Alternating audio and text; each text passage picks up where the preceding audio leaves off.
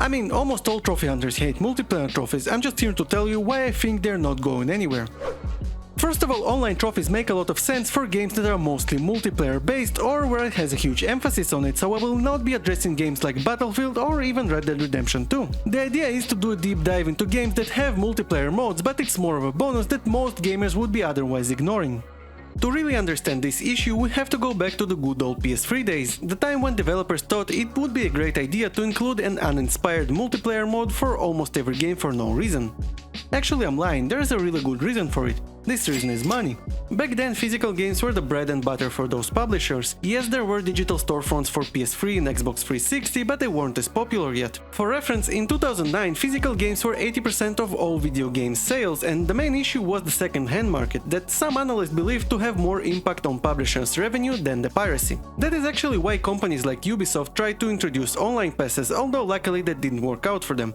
The logical approach to battle the second-hand market was enticing people to keep their games for longer before reselling them. One way of doing that was introducing a multiplayer component for the game. If the player enjoys it, he will have to keep their copy, which means less second-hand games sold, therefore more sales. The issue was, if the game is mostly single-player experience and the multiplayer is not amazing or even straight-up tacked on like in a lot of games from that era, people would need to be convinced to even give it a chance, and here is where the trophies come in. I did discuss it in my previous videos, but the whole reason for trophies' existence in the first place is to nudge players into direction developers would want them to experience the game and add to engagement and playtime. This is the reason we got atrocities like multiplayer trophies in Far Cry 2, although to be fair, the single player is poorly designed trophy-wise as well. Obviously, most of the players don't really care about trophies that much, but it might give some people the feeling that they are missing out if they don't attempt it.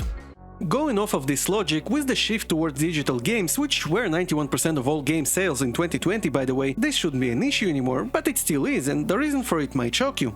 I mean, it probably won't though, it's money, it's always about the money. These days, with the cost of development continuously rising, a lot of studios try to find ways to further monetize their games, and the easiest way to do that is, surprise surprise, microtransactions. Different publishers approaching differently. Capcom did unlockable items for RE2 and RE3, while other companies offer cosmetics, with some going as far as doing a pay-to-win model, and yes, I am talking about EA. The thing with cosmetics is, if you can't really show them to anyone, then what's the point of buying them? And here is where tacked-on multiplayer modes make a comeback, and trophies are here again playing the roles of nudging gamers into playing them.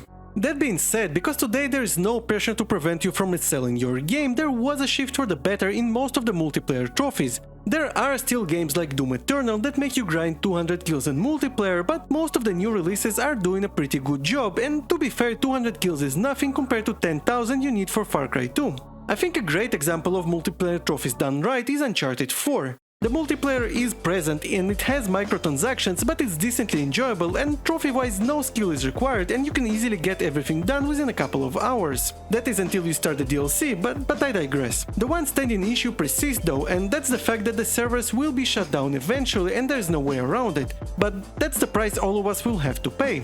Not everything about multiplayer trophies is bad though. I actually met a lot of great people along the way while playing or even boosting, and I did enjoy some of those online modes when they were actually fun. I guess my current position is I'm okay with multiplayer trophies as long as all they ask me to do is to try it out for a few hours, and I can do everything by just playing normally. And honestly, this is the case for a lot of recently mostly single player games, they're just trying to get you in the door. Therefore, I believe that the main reason multiplayer trophies are here to stay is because they're just another way for publishers to nudge players into online modes that they can monetize easier. And despite me disliking multiplayer trophies in general, I would prefer that over raising the prices even higher than $70 for new releases. If you enjoyed this video, subscribe to me as I make gaming and trophy hunting content at least once a week. Thank you for watching.